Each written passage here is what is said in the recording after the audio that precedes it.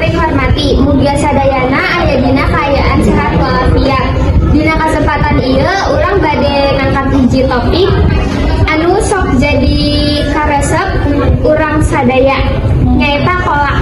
Kolak mangrupikeun tuangan tradisional Indonesia anu parantos lami aya sareng tetep janten favorit di antawi saeur ayeuna. Kadaharan ieu biasana didamel tina santan anu dimasak ku gula berem sareng daun pandan. Hasilna saos anu seungit, amis sareng gurih. Isina tiasa kalebet cau, ubi jalar, sampeu, sareng buah palem.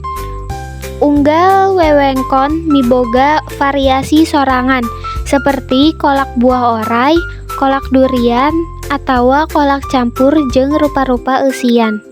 Namun ngajidikeun kolak khusus teu ngan rasa, tapi oge momen nalika dahar eta. Kolak mindeng dijadikeun jajanan pikeun buka puasa salila Ramadan.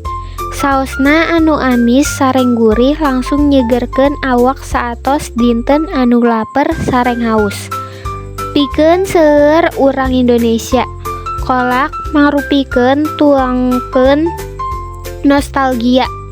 Aya rasa haneut unggal anjeun sendok saos amis, utamana lamun didahar jeung kulawarga, penting samemeh buka puasa.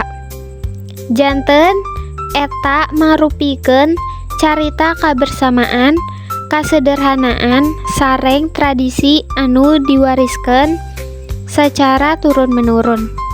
Ti baheula mula masyarakat geus biasa masak make santan, gula aren, jeung umbi-umbian. Ku kituna kolak ieu sabenerna dijadieun tina bahan lokal anu gampang pikeun manggihan. Hatur nuhun tos ngadangukeun. Abdi Nurhaliza Pratiwi pamit heula. Dugi patepang deui.